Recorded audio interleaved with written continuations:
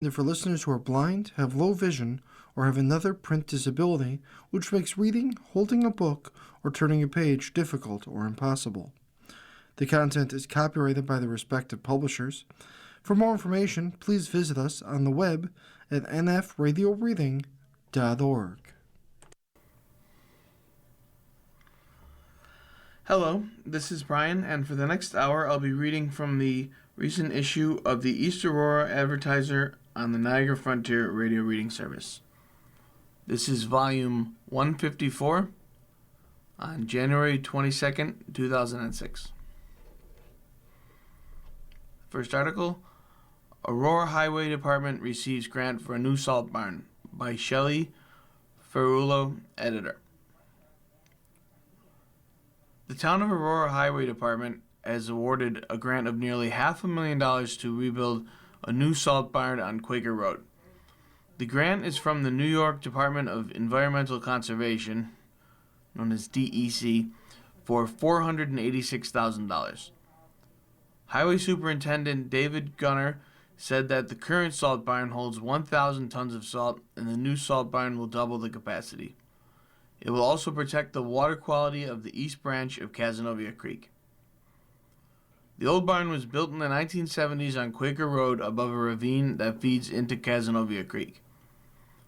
Gunner said that the loading area is not built well enough to contain the salt anytime it rains, and there is a potential for crack for salt to go into the creek. The new barn will have a cofferdam to load salt properly, Gunner said. It will be placed on the west side of the property away from the creek. In addition, the grant will supply the highway department with 3 5,000-gallon brine stations to attach to trucks to retreat the roadways. The highway department began treating the roads with a saltwater brine solution this winter rather than treating the roads with rock salt. The solution saves money and uses less salt. In a Facebook post on December 20th, 2025, the highway department said that 140 miles of roadway were treated with brine for $240. If the highway department used a combination of salt and sand rather than the brine, it would cost over $2,000 to treat the same distance. Salt this year increased from $35 to $58 a ton, the Gunner said, making the brine in houses 25 cents a gallon. The DEC says that also using less salt in the winter is better for the environment. In December 2025, it launched a Don't Be Salty, New York campaign to encourage people to use less salt. It only takes 1 teaspoon of salt to pollute 5 gallons of water, Commissioner Amanda Lepton said in a press release. We're asking everyone to take common sense precautions before using too much rock salt on their sidewalks, driveways, and other areas. Places around their homes and businesses to help prevent unknowingly harmful our environment. Don't be salty and help save your money, remain safe, and protect our water bodies. Gunner said that the last town applied for the grant last fall. He found that the town won the grant on Friday, January 16th. The DEC suggests that some home and business owners consider using a brine solution as well to treat sidewalks and driveways by combining 3.5 cups of salt per gallon of hot tap water. Stir until the salt is dissolved and let any gravel settle to the bottom.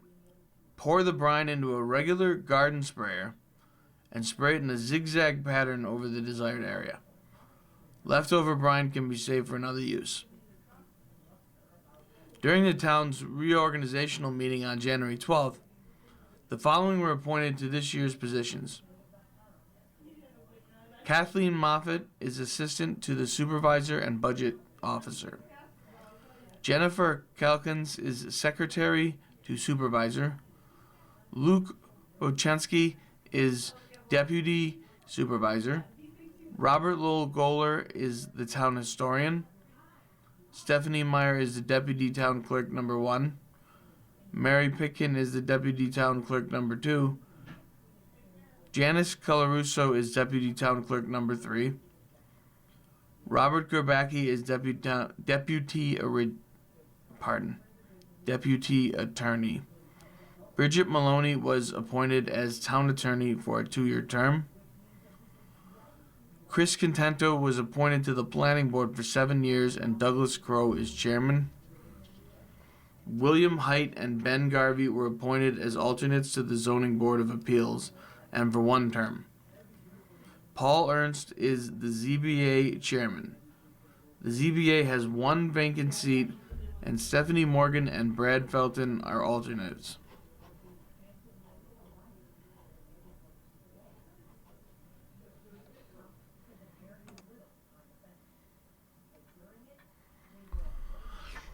Face paint. Stella Kemp paints a heart on 4-year Addison Rogers during the Aurora Waldorf Schools Winter Fair in West Falls last weekend. Judy Malaise appointed to East Aurora School Board vacancy. By Sean Cunningham, staff reporter. A familiar face will be returning to the East Aurora School Board to fill the position vacated by Jessica Ambrist in December. At the Wednesday, January 14th school board meeting, the board unanimously approved the appointment of Judy Malaise to serve the role until Tuesday, May 19th. Malaise is a retired teacher from East Aurora who served on the school board previously from 2013 to 2022. At the December meeting, the board discussed the options they had for filling the seat. The board chose to reach out to the former board members as they were looking for individuals to appoint who had familiarity with the budget process. Malaise will serve on both the board's policy and safety subcommittees. We really truly appreciate Mrs. Malaise's willingness, School Board President Joe Cassidy said. According to Cassidy, the appointment will last until the election, which will be held on Tuesday, May 19th. In addition to her seat, Paul Blowers and Daniel Brunson will also be up for re-election. If either of the incumbents choose to rerun and receive the largest vote tally, the board will have the opportunity to appoint Malaise for the remaining 6 weeks or leave the position vacant. If a newcomer receives the most number of votes, they will find the seat for the remainder of the school term and then begin a 3-year term. Malaise was supposed to be sworn in on Tuesday, January 20th, but due to school closures, that will take place at a later date. In other news, the board appointed Eileen LaRouche and senior clerk typist at a rate of $20 per hour for $30 and 35 hours a week. The board also approved Karen Smith as curriculum coordinator for grades 5 through 8. Smith was covering Stacy Koch, who appointed as interim assistant principal for Parkdale Elementary last month. Parkdale principal Tahani Panjoa was appointed as Coach's peer mentor for the rest of the school year, receiving a stipend of $480. The health and welfare rate was set for non-resident students attending private and parochial students located within the district. The rate is $1,041 per student this year. 40 Chromebooks, 9 printers, a document camera, and projector were declared surplus or obsolete. The district-wide safety plan revisions were unanimously approved by the board. The plan was presented to the board on Wednesday, November 19th, where a public hearing was held. The public comment period was open until Wednesday, January 9th. The school board will meet again at 7 p.m. February 10th in the middle school cafeteria on Main Street.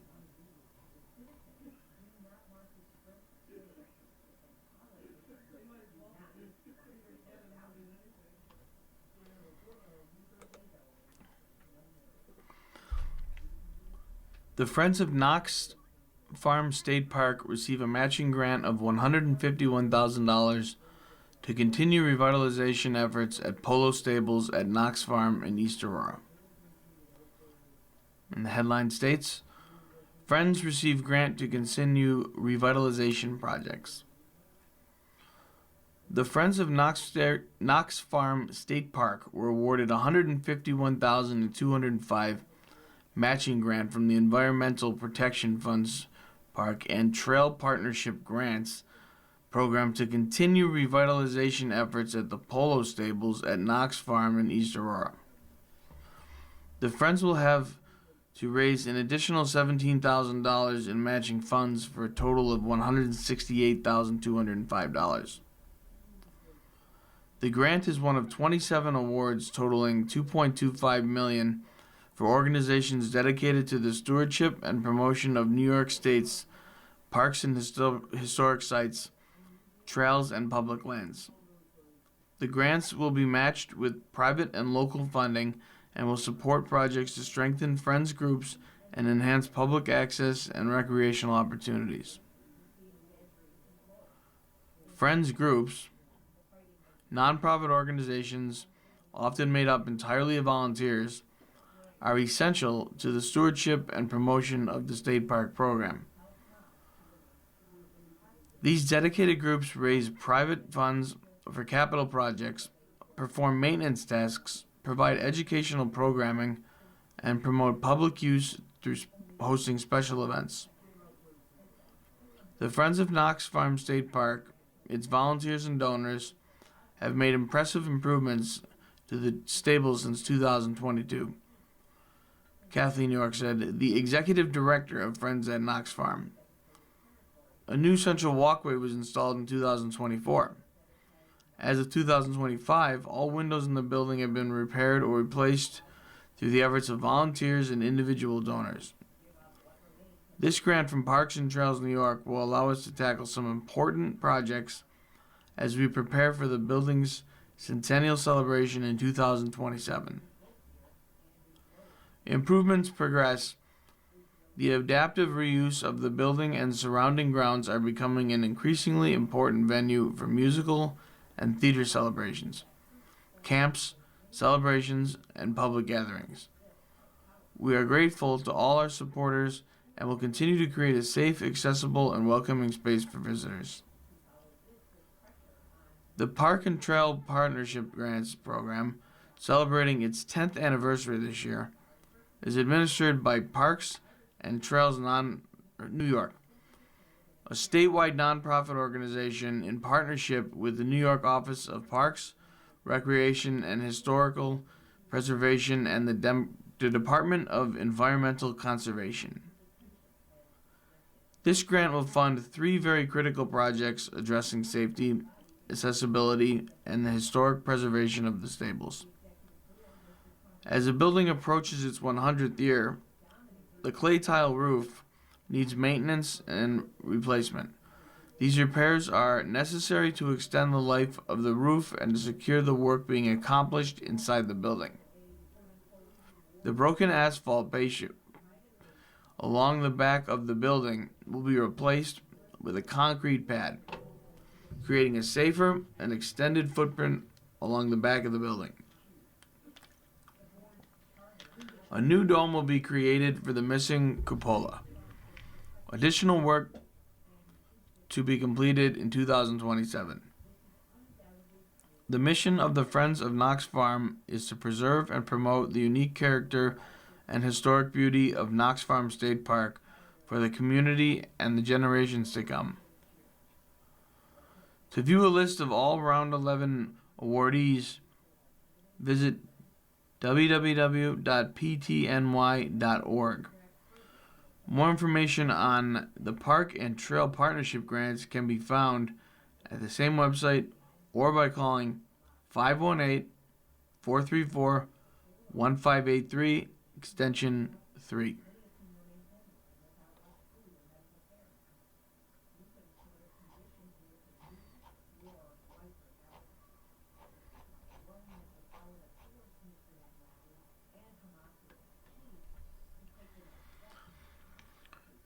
You are listening to a reading of articles and features from the East Aurora Advertiser on the Niagara Frontier Radio Service.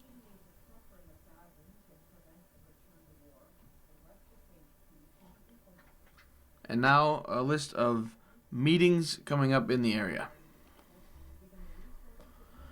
The East Aurora Village Board will meet at 7 p.m. Monday, February 2nd at 575 Oakwood Ave. Visit www.east-aurora.ny.us on the day of the meeting to see the agenda. The Alden Village Board will meet at 6:30 p.m. Monday, February 2nd at the Village Hall located at 13336 Broadway. The Aurora Town Board will meet for a regular meeting at 6:30 p.m. on Monday, January 26th at 575 Oakwood Ave. Visit www.townofaurora.com on the day of the meeting to learn more. The Alden Town Board will meet next at 6 p.m. Tuesday, February 3rd at the Alden Town Hall located at 3311 Wendy Road. The Marilla Town Board will meet at 7 p.m. Thursday, February 12th in the Marilla Town Hall on 2 Road Road. The Elma Town Board will meet at 7 p.m. Wednesday, January 28th for a meeting at the Elma Town Hall on Bowen Road. The next Wales Town Board meeting is scheduled for 7 p.m. Tuesday, January 27th in the Wales Town Hall, located at 12345 Big Tree Road. The Holland Town Board will meet at 7 p.m. Wednesday, February 4th in the Holland Town Hall on Pearl Street. The Alden School Board will meet at 6:30 p.m. Thursday, January 22nd for a meeting in the library of the high school on Park Street. The East Aurora School Board will meet at 11 p.m. Tuesday, February 10th for a board meeting on the second floor of the middle school on Main Street. The Iroquois School Board will meet at 7 p.m. Wednesday, February 4th for a meeting in the STEM room at number 96 in the middle school of the Girdle Rule in Alma. And lastly, the Holland School Board will meet at 6 p.m. Monday 26th on the library of the middle school on Partridge Road.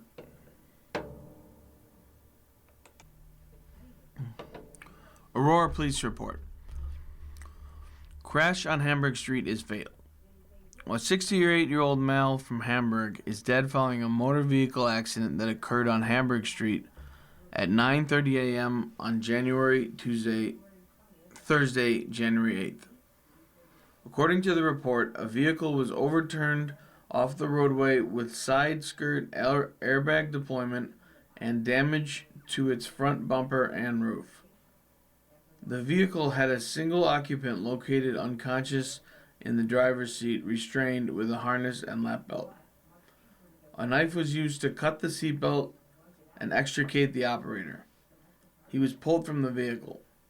Members of the East Aurora Fire Department arrived on the scene and began life-saving measures immediately. An AED was used. The driver was taken to ECMC by ambulance. A witness stated that she was traveling behind the driver eastbound on Quaker Road.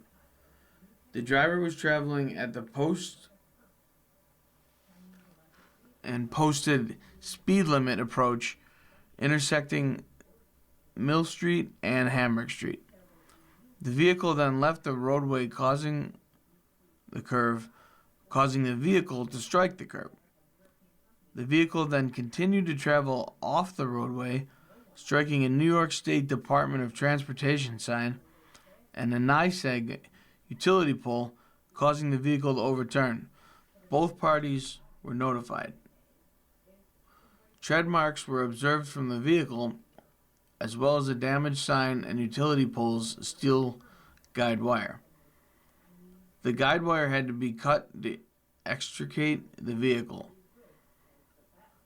The vehicle was towed from the scene to an indefinite hold and was placed on an impending investigation. A vehicle inventory was conducted. Life-saving measures were stopped at ECMC staff at approximately 10:45 a.m. An AED usage form was completed. Next of kin was contacted and the driver's possessions were released to her. The medical examiner concluded the death was caused by a medical issue.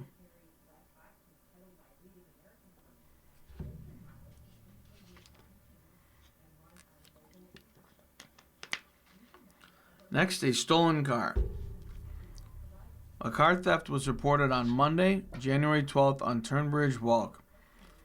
According to the report, the victim, a 35-year-old male, stated that sometime overnight an unknown subject stole his vehicle. The victim stated that he last saw his vehicle parked in his driveway around 6 o'clock. The victim believes that he may have accidentally left his keys in the vehicle. When the victim noticed that his vehicle was no longer there that morning, he called his girlfriend to see if she had moved it before she left to work. The girlfriend told the victim that the vehicle was not in the driveway when she left at 6:30 a.m. The girlfriend assumed that the victim moved it before he was able to go to bed so she would be able to leave for work earlier in the morning.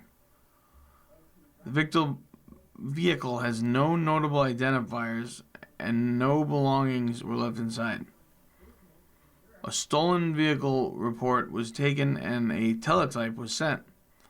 A canvass of the surrounding homes was negative for cameras. Now, a vehicle fire. A vehicle was reported to be on fire at 2:30 p.m. Monday, January 12th on Underhill Road. According to the report, the vehicle was observed to be parked in the driveway and fully engulfed in flames. According to an 18-year-old female from East Aurora, the vehicle was parked in the driveway approximately 20 minutes earlier. She stated she and a relative heard loud popping noises and looked outside, observing the vehicle on fire. The woman stated that the only issue she had seen with the vehicle has been the result of oil leaks. There were no items of anything inside the vehicle. South Wales Fire Company arrived first on the scene. The East Aurora Fire Department arrived on scene and extinguished the fire. The vehicle was towed from the scene. The incident possibly caused damage to the driveway.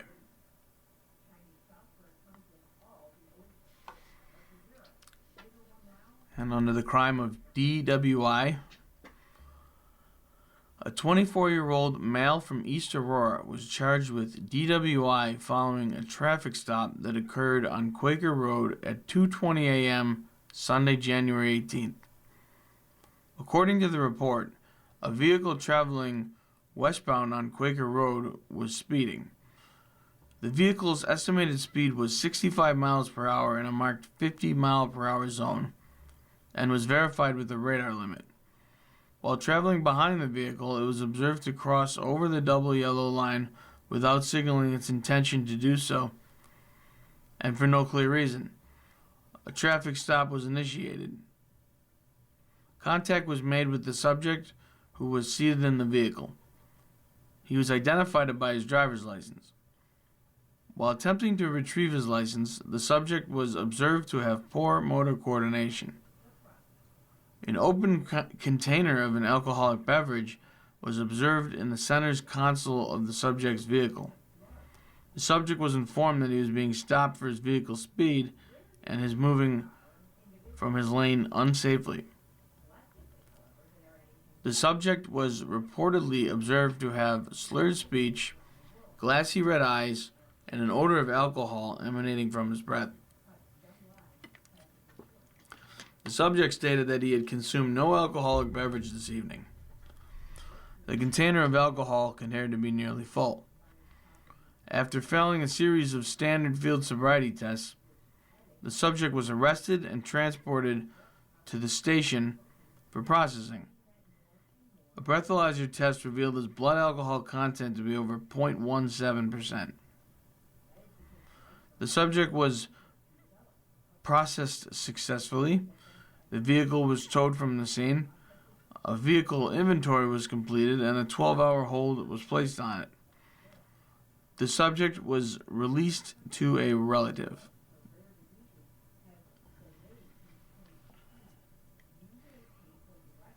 And now a suspicious incident. A complaint of two males going through vehicles on Elmwood Avenue was reported on approximately 2:30 a.m. Sunday, January 18th. According to the report, the complainant, a 20-year-old male from East Aurora, stated that he observed two male subjects going through two vehicles while they were parked in the driveway. The complainant stated that the subjects fled south on Elmwood Avenue towards Nye Hill Road by vehicle. The area was canvassed, but no suspicious vehicles or subjects were observed. A vehicle was observed traveling westbound on Chestnut Hill and stopped on Olean Road. The driver was identified as a 36-year-old male from East Aurora. The driver stated that he had been coming from Nye Hill and had not observed any suspicious vehicles or subjects. The complainant stated that the incident occurred approximately 20 minutes before police were contacted and was unable to give any further descriptors of the subject or tell what type of vehicle that they were in. Nothing was removed from either vehicle. The immediate area was canvassed and no suspicious activity was observed.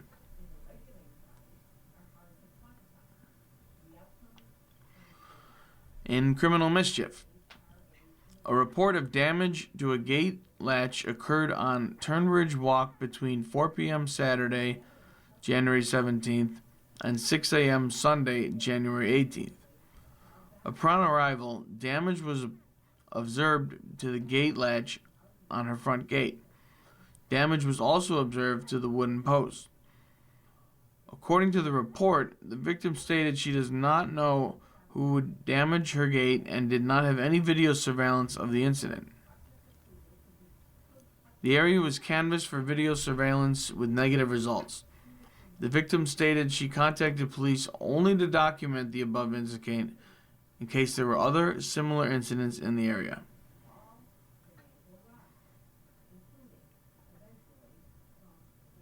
Next, in petty larceny, a report of items stolen from a vehicle was reported to have occurred at 2:45 a.m. Sunday, January 18th on Geneva Road. According to the report, the victim, a 45-year-old female from East Aurora, stated that her vehicle was parked in the driveway and left unlocked. The victim stated that she went in to get into her vehicle and observed the passenger side door to be ajar and her center console and glove compartment to have been rummaged through. The victim stated that there were items missing, including a pair of sunglasses valued at approximately $400. A neighbor provided the victim with surveillance camera footage that showed the incident. The camera footage shows a person running up into the driveway towards the vehicle and then running back to the vehicle from the vehicle to the street. The footage was unable to capture any descriptors of the person or vehicle.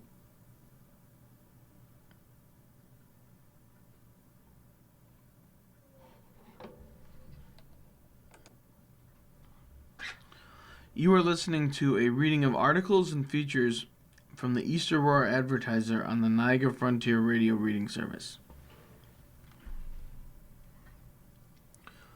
3 residents announce candidacies for village trustee. East Aurora residents Chelsea Root, Ryan Camp, and Tim Bojanowski declared this week that they are running for village trustee in the upcoming East Aurora village election on March 18th. With 3 trustee seats open, the candidates are running together on the proactive East Aurora Independent line, along with Mayor candidate Luke Wojcinski. The proactive East Aurora slate is focused on a more forward-looking approach to village government, improved communication, and protection the character of the village while planning responsibility for the future. Chelsea Root is a small business owner, real estate professional, and mother who is running to support local businesses and improve how village government serves residents. Through her work, she sees firsthand how village decisions affect small businesses, neighborhoods, and families.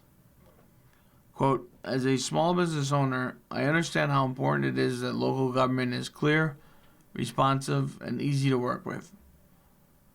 I want to help streamline processes, support our local economy, and make sure East Aurora remains a place where small businesses and families can thrive. Camp brings back a background in public and finance, budget analysis, and operational strategy, with a career focused on efficiency and data-driven decision-making. A longtime East Aurora resident and also father of 3, Camp is also active in youth sports and community life. East Aurora is a walkable village with strong neighborhoods, and I wanted to make it more bike-friendly and accessible for families. Camp said, thoughtful planning and responsible budgeting can improve safety and mobility while preserving what makes our village special. Wojanowski is a lifelong East Aurora resident with deep ties to the community and a strong appreciation for history. He currently works in finance and operations for Cornell Cooperative Extension in Erie County and regularly presents financial information to its board of directors. Good communication is essential to effective local government. Residents deserve clear information about what the village is doing, why decisions are made, and how they can be involved. Wojciechowski is the current deputy town supervisor. These candidates bring political or practical experience, strong community roots, and a shared commitment to open, collaborative local government, Wojciechowski said. Quote, I look forward to working with them to create a more proactive village government that listens to the needs of the residents, communicates efficiently, and takes proactive measures to preserve what we all love about our village. The village elections will be on March 18th.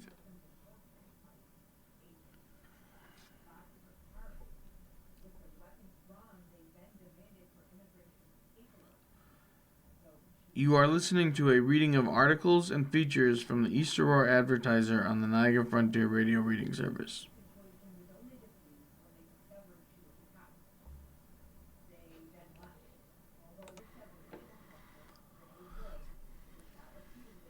In the Erie County Sheriff's Report, warrant request in Alden.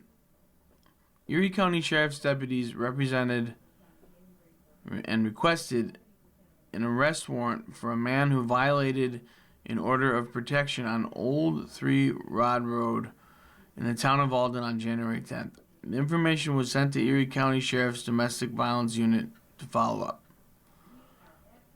In other area calls handled by the Erie County Sheriff's deputies out of Clarence and Alma Substantion, January 8th. A vehicle hit a deer on Jameson Road in Alma, and the vehicle was towed from the scene. A suspicious vehicle was driving in the neighborhood, soliciting roofing estimates around East Avenue in Marilla. The area was checked, but the vehicle was not located. January 9th. The Orchard Park Police requested ECSO check an address for the registered owner of a vehicle that they found stuck in a ditch. The owner was successfully contacted. Electric wires and trees were down and blocking the roadway on Hunters Creek Road in Wells. The electric company was notified. Trees were reportedly fallen in the roadway on Hunters Creek Road in Wells. The fire department was notified to assist. An intoxicated woman with a child was reported on a business on Broadway Street in the village of Alden. The store in the surrounding area was not checked, but when it was later checked, the woman could not be found.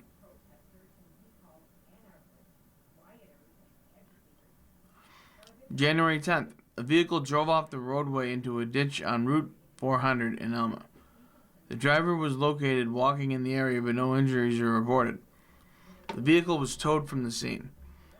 A vehicle was reported to be driving all over the road in Olean Road in Holland. The area was searched, but the vehicle was not located. A vehicle struck guardrails on the Phillips Road in Holland. The vehicle was towed from the scene, but no injuries were reported. The Marilla Fire Department handled a complaint of a low-hanging wire over Eastwood Road in Marilla. The wire was removed and the utility company was notified. On the 11th, a vehicle crashed into a guardrail on Girdle Rail in Elma. The vehicle was towed from the scene and NITEC was notified for repairs on the guardrail. On the 12th, a resident of Pound Road in Elma received a vehicle for scrap metal. While cleaning out the vehicle, some personal property was found inside. The property was turned over and the investigation is still going. On the 14th, a traffic stop was conducted for a violation on Route 400 in Elma. A check of the operator revealed that they had suspended the driver's license. The driver was released on traffic tickets and the vehicle was driven by a valid operator. Fatal fire under investigation. The Erie County Sheriff's Office is investigating a fatal fire in the town of Concord. At approximately 5 a.m. on Monday, January 19th, deputies responded to the report of a fire at a residential structure on Tarn Trail. The East Concord Fire Department, Springfield Fire Department, Mourners Corners Fire Department, Colden Fire Department, Chaff Sardinia Fire Department, and Boston Fire Company were concurrently dispatched to the structure that was fully engulfed. 5 individuals in the property at the time around the fire. The preliminary investigation had determined that a 57-year-old male was unable to escape the home after helping other residents get out. His body was later discovered and removed from the structure. The cause of the fire is under investigation by the Fire Investigation Unit.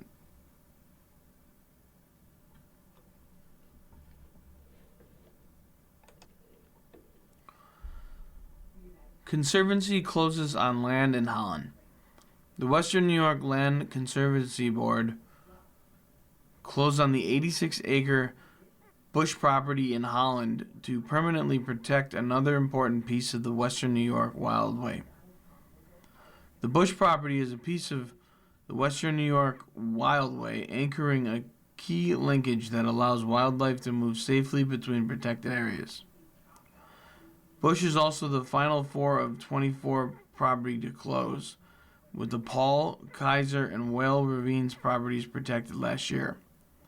By safeguarding this land, we are improving the habitat connectivity, supporting biodiversity, and increasing the resilience of local ecosystems for generations to come, said Land Conservancy in an email. Protecting places like this ensures that forests, wetlands, and wildlife corridors remain intact in an increasingly fragmented landscape. The previous owner donated the Bush Preserve to the Land Conservancy. For anyone who owns a larger, ecologically significant property could help protect wildlife, water, and open space, the Land Conservancy is interested to hear more. Visit the website at www.wnylc.org/conserve-your-land to learn more.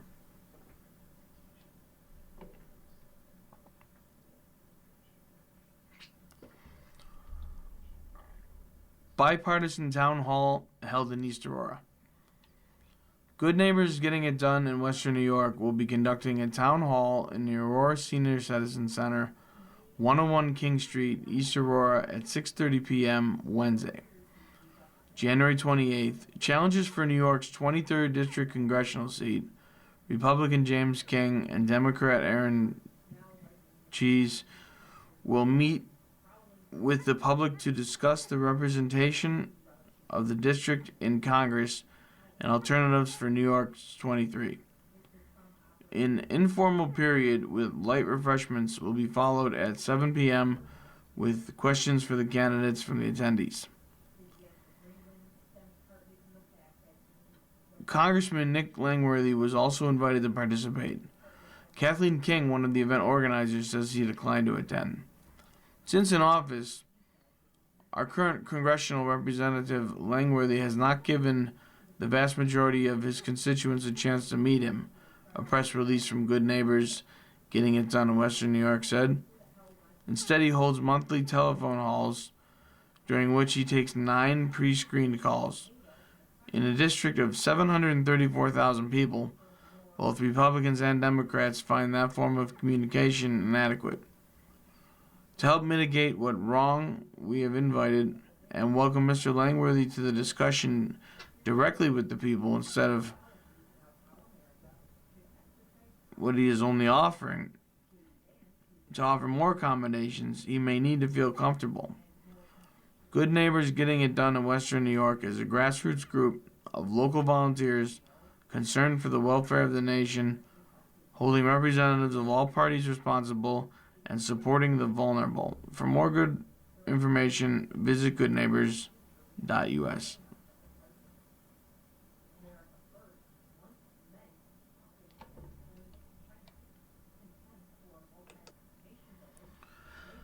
You are listening to a reading of articles and features from the East Aurora Advertiser on the Niagara Frontier Radio reading service.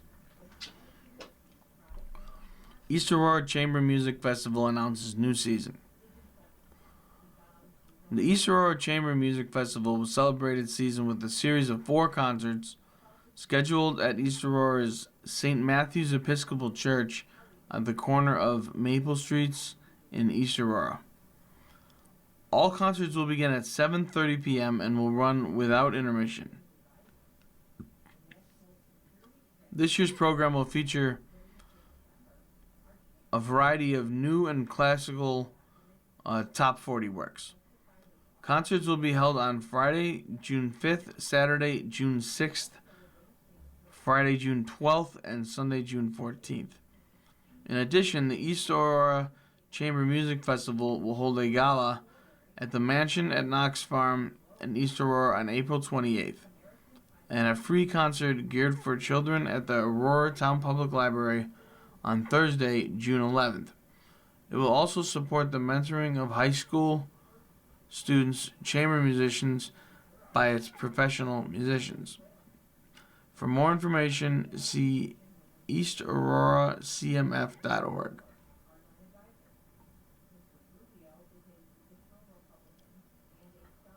Events at the Aurora Public Library. The following events and classes will take place at the Aurora Town Public Library, located at 550 Main Street in East Aurora. Space is limited, and registration can occur by calling the library at 716-652-4440, by visiting bit.ly/ATPL programs, or signing up in person. Free time and free treat.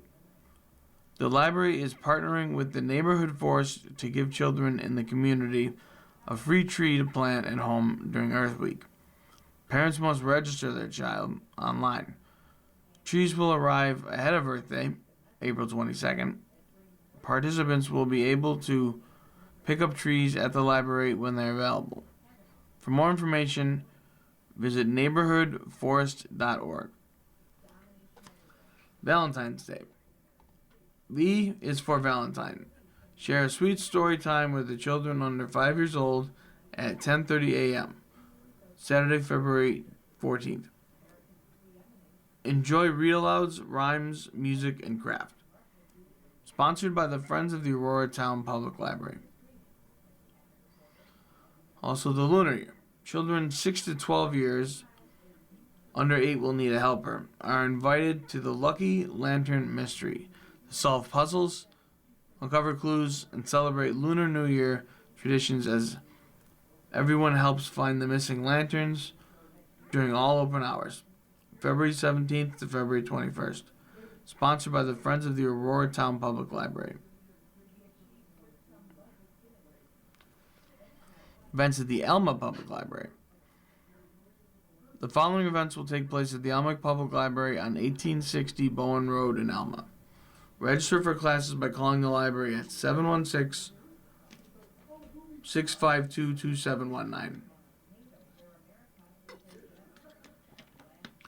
Jane Austen Tea. Celebrate Jane Austen's 250th birthday with tea, cookies, a craft, and games at 2 p.m. Saturday, January 21st. This is designated for people over 13 years old. Mocktails and crafts. Teenagers and adults are welcome at 6 p.m. Monday, January 26th to paint candlesticks and learn a mocktail recipe. Cookbook Club. Meet fellow foodies, cookbook enthusiasts, and other people who may enrich your culinary interests at 6 p.m. Wednesday, January 28th, when the Cookbook Club weeks. This month's cookbook is Make It, Don't Buy It. Browse the book and sign up at the front desk.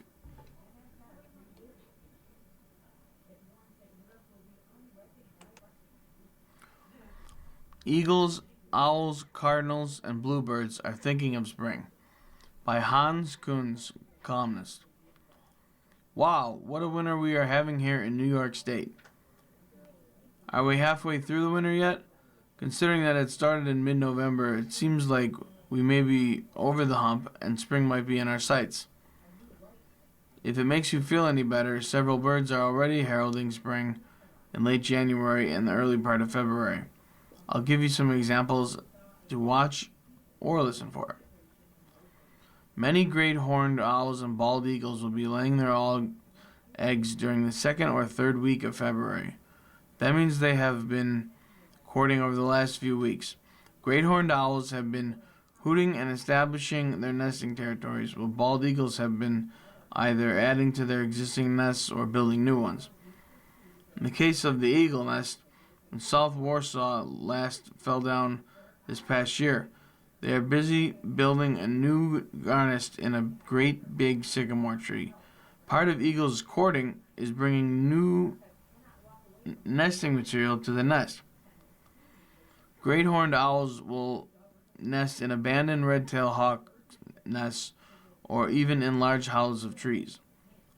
If you do some back country driving in agricultural areas, we are starting to see the horned larks splitting up their flocks into smaller flocks and into pairs, as they will also begin staking out nesting communities.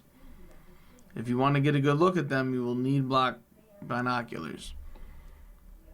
When the fields and snow are covered, the roadside area is a good place to see some of these horned larks. At the same time, you may spot some buntings that have only here for the winter months. If the birds have a dark tail, then they fly up, they may be horned larks.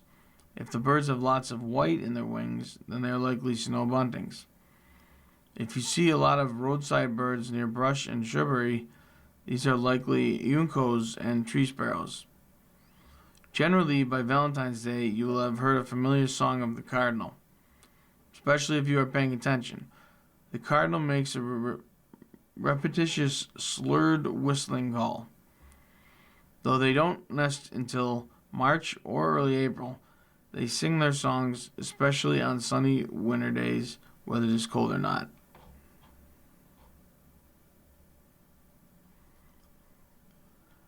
I actually heard one singing a couple of days ago. In the meantime, you may notice that the cardinal population at your feeding station is riding because they may be running low on natural wild food like wild berries. See how many you can count at a time. Some robins and bluebirds, not to be confused with blue jays, spend the winter here. Seeing them here and there makes us think of spring. Both of them are rather early nesters in spring, but both like staking out their territories in March. The eastern bluebird is our New York State bird and has made a miraculous recovery after its huge decline in the mid-20th century. It has recovered due to the help of many rural Americans who have been placing nesting boxes out for these beautiful birds since many of their natural nesting cavities have vanished. Speaking of bluebirds, please mark your calendars for Saturday, April 25th for the 2026 New York State Bluebird Society's annual conference here in Warsaw and Warming County. There is no charge to attend the festival and the wonderful event at which you'll be having speakers educating people about bluebird and canvassing bird conservation.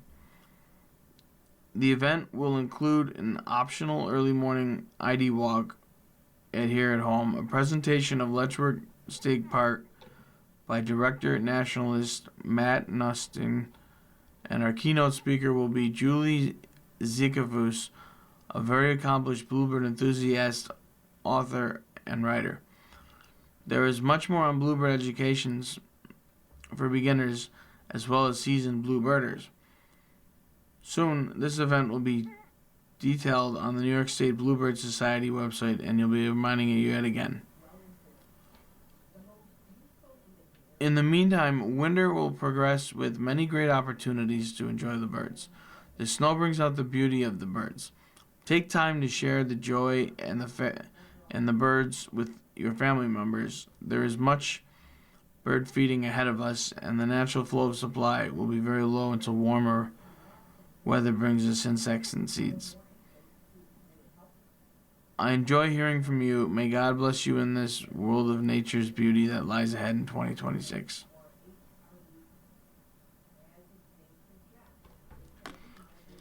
You've been listening to a reading of articles and features from the January issue of the East Aurora Advertiser. We read from the East Aurora Advertiser every Saturday at 10 a.m. Your reader has been Brian. Thank you very much.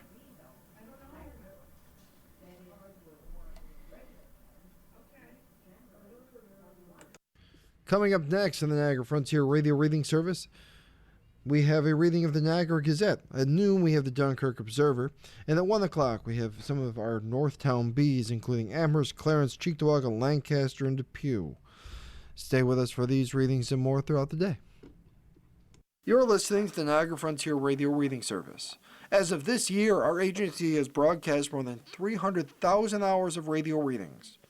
Volunteer radio readers read newspapers, magazines, and books to area people who are blind or have a print disability, who are provided reading radios. Radio Reading's broadcast signal is provided at no charge by WNED. Radio Reading broadcasts from studios at 1199 Harlem Road in suburban Buffalo. Please let others know about Radio Reading. It's your service. For more information on the Niagara Frontier Radio Reading Service, call 716-821-5555.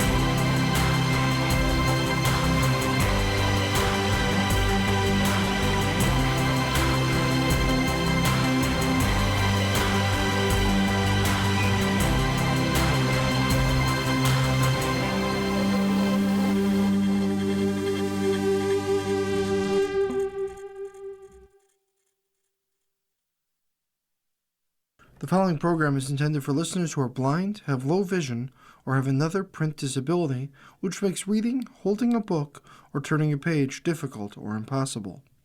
The content is copyrighted by the respective publishers. For more information, please visit us on the web at nfradioreading.org. Hello, this is Paul Denning, and for the next hour I'll be reading from current issues of the Niagara Gazette on the Niagara Frontier Radio Reading Service. This is from Tuesday, January 27th. Attic fire erupts. Falls firefighters investigating Monday afternoon blaze on 17th Street.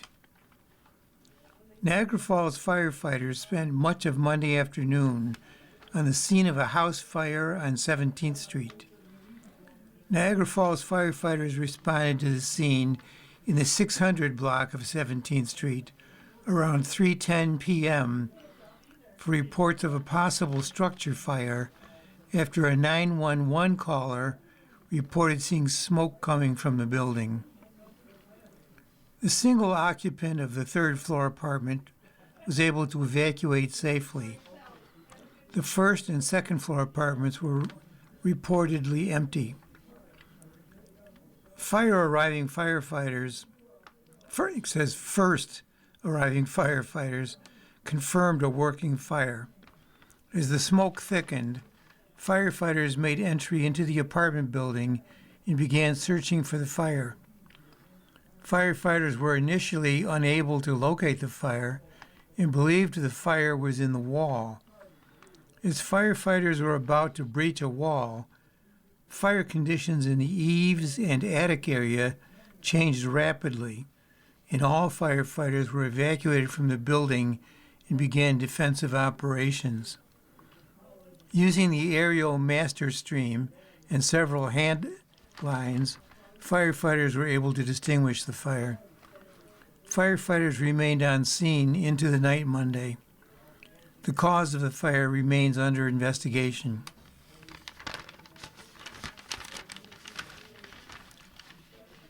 The next article was written by Jeff Kelly, Investigative Post. Crime lab case heads back to court. Arguments on unsealing of depositions and other evidence to be heard. In a lawsuit, two former employees of the Niagara County Forensics Lab have accused a former director of mismanagement and misconduct that legal experts say could compromise criminal convictions that relied on the lab's analysis. The following program is intended for listeners who are blind, have low vision,